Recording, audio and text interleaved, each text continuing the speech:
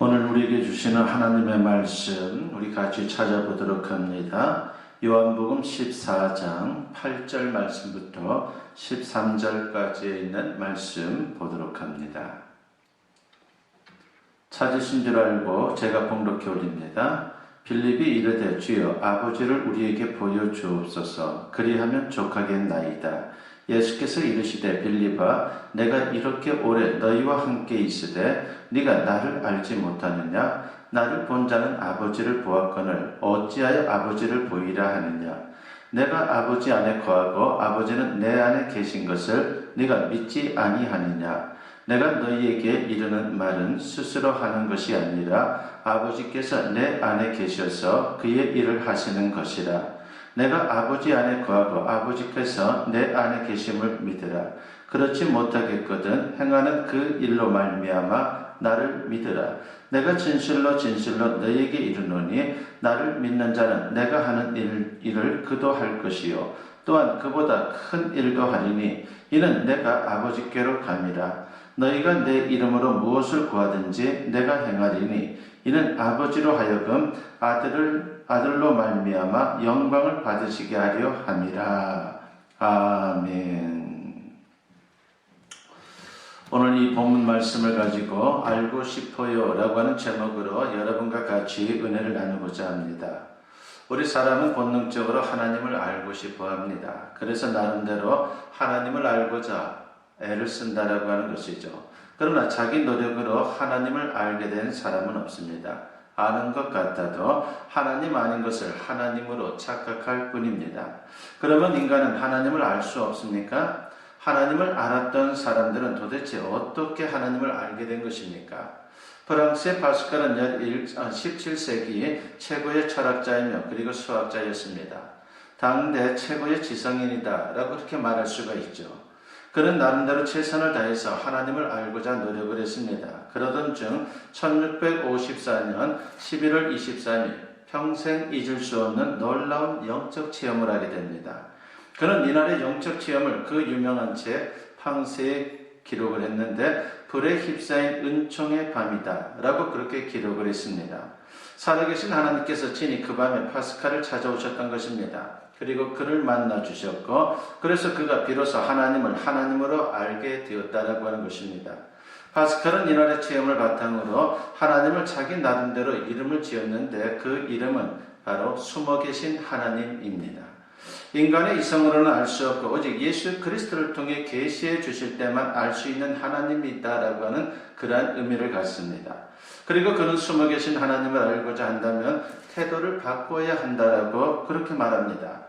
그는 출애굽기 3장 6절 말씀을 인용해서 이런 말을 했습니다. 기독교의 하나님은 철학자들과 지식인들의 하나님이 아니라 아브라함의 하나님, 이삭의 하나님, 야곱의 하나님입니다 라고 말입니다. 이 말은 하나님을 알고자 할 때에 기존의 철학자들이나 지식인들의 인식론적 태도를 버려야 한다는 것입니다. 대신에 아브라함, 이삭 그리고 야곱과 같은 인식론적 태도를 가져야 한다고 그렇게 권면을 합니다. 실제로 파스칼은 이전의 인식론적 태도를 완전히 버렸습니다. 이전에는 여느 철학자들처럼 나는 생각한다라고 하는 이성 중심에서 하나님을 알고자 했습니다. 그러나 이제는 모든 믿음의 사람들처럼 나는 믿는다라고 하는 신앙 중심에서 하나님을 알고자 노력했습니다. 그렇습니다. 파스칼 말대로 하나님은 숨어 계신 하나님입니다. 그래서 하나님께서 당신을 계시해 주실 때만 우리는 그분을 알 수 있습니다. 그리고 믿음으로 그분을 만날 때만 알 수 있는 그런 분이십니다. 그래서 이렇게 말할 수가 있습니다. 우리 스스로는 하나님을 알 수 없습니다. 그러나 하나님께서 계시해 주시면 하나님을 알 수 있습니다 라고 말입니다. 그런데 여기서 중요한 것은 하나님께서 당신을 계시해 주시더라도 하나님을 알지 못하는 그런 경우가 많다는 것입니다. 오늘 본문에서 바로 그 예를 찾아볼 수가 있죠. 본문 8절과 9절에 보니까 빌립이 이르되 주여 아버지를 우리에게 보여주옵소서. 그리하면 족하겠나이다. 예수께서 이르시되 빌립아 내가 이렇게 오래 너희와 함께 있으되 네가 나를 알지 못하느냐? 나를 본 자는 아버지를 보았거늘 어찌하여 아버지를 보이라 하느냐라고 했습니다. 하나님께서 예수 그리스도를 통해 하나님을 계시하여 보여주셨는데도 빌립은 하나님을 알지 못했다라고 하는 것입니다. 그래서 주님은 책망의 말씀을 빌립에게 하신 것입니다. 오늘도 마찬가지입니다. 하나님은 우리에게 하나님 자신을 계시해 주십니다. 그러나 우리가 빌립처럼 하나님을 알지 못하고 하나님을 보여달라고 청할 때가 있습니다.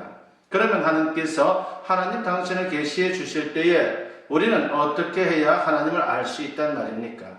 첫째는 믿음의 눈을 가져야 합니다. 본문 11절에서 예수님께서 말씀하시죠. 내가 아버지 안에 거하고 아버지께서 내 안에 계심을 믿으라고 했습니다. 하나님께서 예수님을 통해 하나님을 계시해 주실 때 빌립이 알지 못했던 가장 중요한 이유가 믿음이 없었기 때문이다라고 하는 것입니다. 믿음이 없기 때문에 하나님을 볼 수 없었다는 것이죠. 그렇습니다. 믿음이 없이는 하나님을 볼 수 없습니다. 하나님은 숨어 계신 하나님이기 때문입니다. 그리고 우리 육안으로는 볼 수 없는 영이시기 때문입니다. 마치 미생물을 보기 위해서 현미경이 필요하듯이 저 우주의 창체를 보려면 망원경이 필요하듯이 하나님을 보려면 믿음의 눈이 우리에게 필요합니다. 숨어 계신 하나님을 볼 수 있는 믿음의 눈이 필요한 것이죠. 영이신 하나님을 볼 수 있는 영안이 우리에게 필요합니다. 히브리서 11장 6절에 보면은 하나님께 나아가는 자는 반드시 그가 계신 것과 또한 그가 자기를 찾는 자들에게 상 주시는 이심을 믿어야 할지니라고 했습니다. 하나님을 알고자 하는 자는 우선 하나님께서 살아계신 분으로 내 앞에 존재한다라고 하는 것을 믿어야 합니다. 그렇습니다. 하나님은 지금도 우리를 위해 일하십니다. 그러나 대개 우리의 이해를 초월한 방법으로 일하십니다. 눈에 보이는 것은 극히 일부분에 불과한 것이죠. 그것만 보면 하나님의 일하시는 방법이 우리 눈에 좋게 보이지 않을 수도 있고 마음에 딱 들지 않을 수도 있습니다. 하지만 항상 믿음의 눈을 가지고 하나님의 일하시는 모습을 볼 수 있어야 합니다. 우리에게 그만큼 믿음은 중요하다고 하는 것이죠.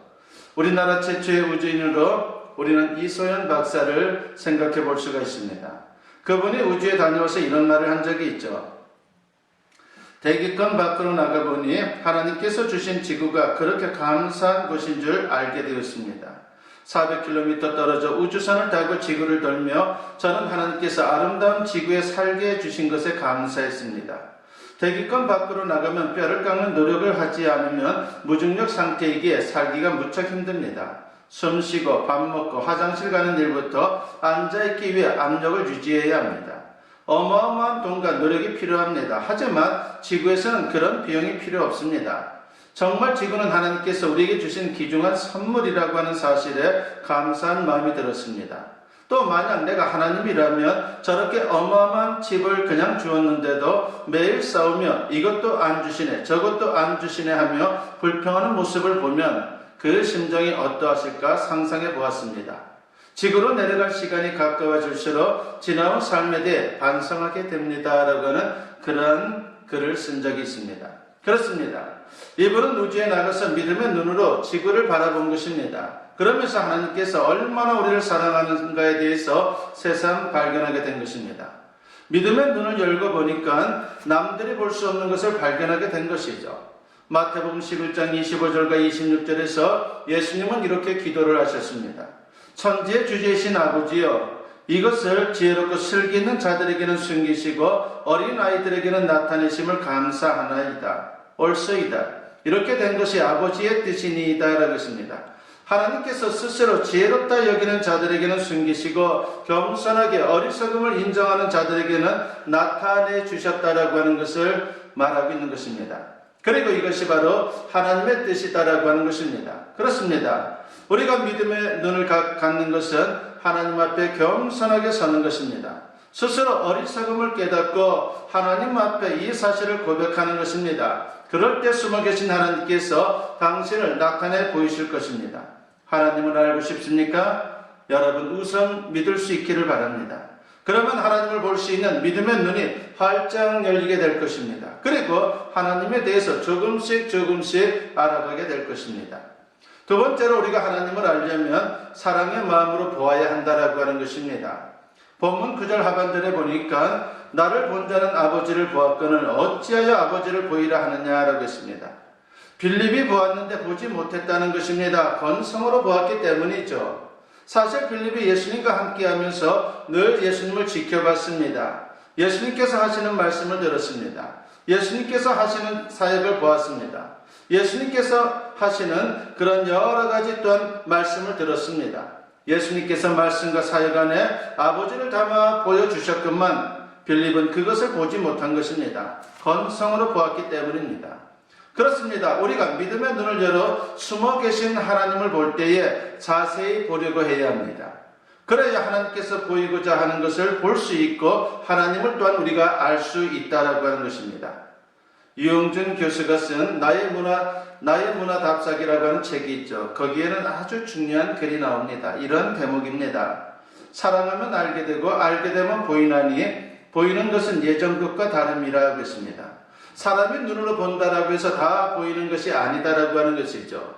사랑하는 마음으로 볼 때 제대로 보이게 된다는 것입니다. 이분이 오랫동안 문화재를 답사하면서 깨닫게 된 진리가 있습니다. 다 허물어지고 훼손된 문화재를 바라볼 때에 그냥 보면 허접해 보이고 가치가 없어 보입니다. 그러나 사랑하는 마음을 가지고 보면 달리 보인다는 것입니다. 선조들이 그 문화재를 만들고 사용하던 모습을 마음속에 그려보면 사랑하는 마음이 들고 또 그 눈으로 자세히 들여다보면 모르는 것을 하나씩 둘씩 보게 되더라고 하는 것입니다. 그렇습니다. 우리가 주님을 바라볼 때에 사랑하는 마음으로 보아야 하는 것입니다. 그러면 보지 못하던 것을 볼 수 있고 모르던 것을 우리가 알 수 있게 되는 것입니다.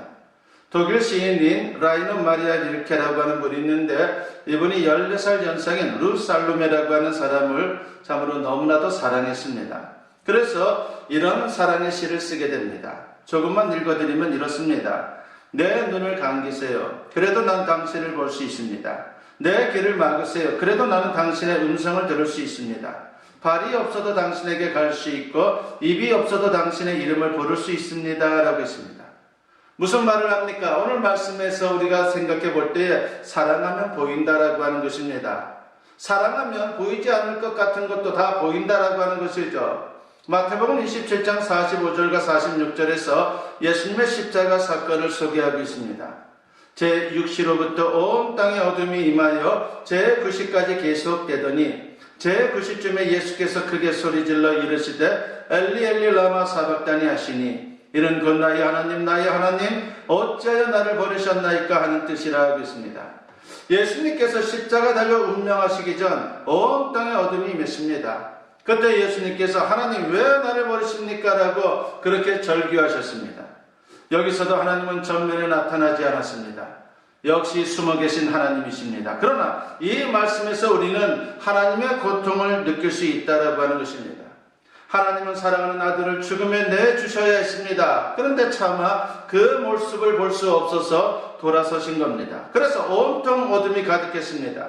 이때 하나님은 왜 나를 버리십니까? 라고 하는 아들 예수의 절규를 들으셨습니다. 이때 하나님의 마음이 얼마나 아프셨겠습니까? 우리가 사랑하는 마음으로 자세히 살펴보면 하나님의 고통을 이 말씀 속에서 볼 수 있다라고 하는 것입니다. 그리고 아들을 십자가에 죽게 하기까지 우리를 사랑하시는 하나님의 그 놀라운 사랑을 또한 이 말씀을 통해서 우리가 확인할 수 있는 것입니다. 하나님을 알고 싶습니까? 그러면 성경을 자세히 읽고 묵상하십시오. 특히 사랑하는 마음을 가지고 성경을 살펴보십시오. 우리는 그 안에서 숨어 계신 하나님을 보게 될 것이고 또 만나게 될 것입니다. 그러면서 하나님이 어떤 분인지를 보다 자세히 알게 될 것입니다. 이 은혜가 우리 모두에게 있기를 바랍니다. 세 번째로 우리가 하나님을 알려면요 순종해야 한다라고 하는 것입니다. 오늘 본문 12절과 13절 말씀에 보니까 내가 진실로 너희에게 이르노니 나를 믿는 자는 내가 하는 일을 그도 할 것이요 또한 그보다 큰 일도 하리니 이는 내가 아버지께로 감이라. 너희가 내 이름으로 무엇을 구하든지 내가 행하리니 이는 아버지로 하여금 아들로 말미암아 영광을 받으시게 하려 함이라 하겠습니다. 예수님께서 제자 빌립에게 하신 말씀입니다. 주님께서 이제 저들을 떠나실 때가 가까이 되자 제자들에게 주님께서 이제 그동안 당신이 하시던 일을 맡기겠다라고 하는 것이죠. 그래서 예수님을 잘 믿는 사람들은 예수님께서 하시던 일, 때로는 그보다 더 큰 일을 할 수 있게 될 것이다라고 주님은 말씀하신 것입니다. 그리고 예수님께서 맡기신 일을 할 때에 예수님의 이름으로 기도하고 행하라고 말씀을 합니다. 그러면 예수님께서 저들로 하여금 큰 일을 하게 하실 것이다라고 말씀합니다. 그렇습니다. 예수님을 믿는 사람은 예수님의 이름으로 기도하고 행할 때에 놀라운 일들을 체험하게 되는 것입니다. 그러면서 숨어 계신 하나님을 온 몸으로 뜨겁게 알아가게 되는 것입니다. 사무엘상 7장에 보면요, 소위 미스바 기도 사건이 소개되고 있습니다. 당시에 사무엘 선지자가 영적 지도자로 이스라엘을 이끌고 있었습니다. 이때 사무엘이 영적 계획을 이루고자 이스라엘 백성들을 미스바로 모이도록 그렇게 이제 광고를 하게 되죠.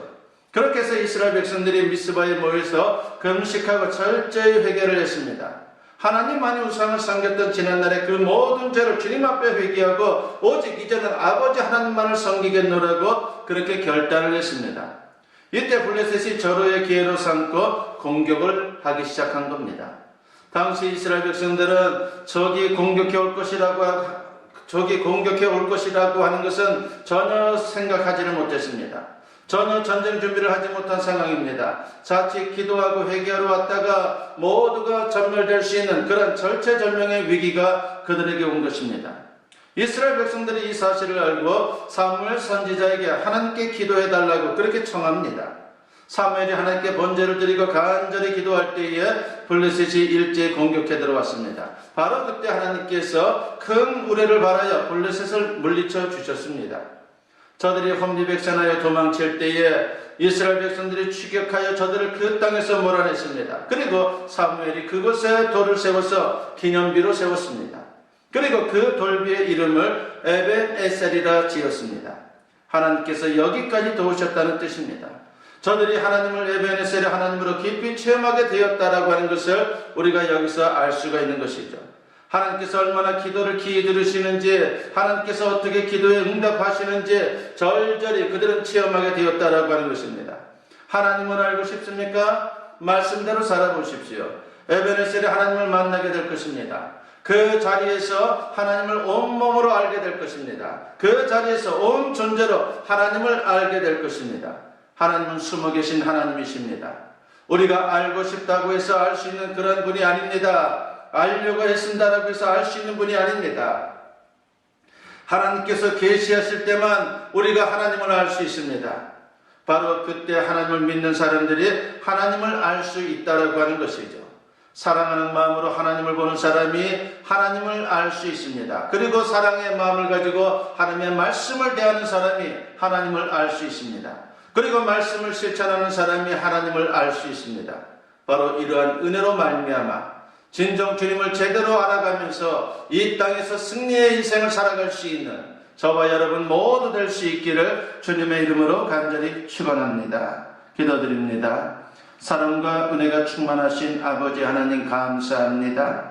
오늘도 주님의 말씀을 통해서 우리가 주님을 아는 것이 너무나도 소중하다라고 하는 것을 배웠습니다. 주님을 알기 위해서 우리에게 믿음이 필요합니다. 사랑이 필요합니다. 그리고 순종이 필요합니다. 아버지 하나님, 그런 신앙의 자세를 통해서 우리가 더 깊이 하나님을 알아가게 하여 주시고, 그래서 넉넉히 세상을 이길 수 있는 하나님의 백성들의 모습이 충만히 나타날 수 있도록 역사여 주시옵소서. 감사드리옵고 예수님의 이름으로 기도드리옵나이다.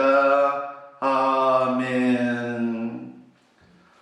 이제는 우리 주 예수 그리스도의 은혜와 아버지 하나님의 무궁하신 사랑하심과 성령의 감화감동 역사 충만하심이 오늘 주님께 예배로 영광 돌리며 이제 선포된 말씀과 같이 이제 또 믿음과 그리고 사랑과 순종으로 하나님을 알아가기를 또한 다짐하고 또한 소원하며 이제 그 마음을 가지고 세상을 향하는 당신의 사랑 자녀들 위해 지금으로부터 영원토록 함께 하시기를 간절히 축원하옵나이다. 아멘.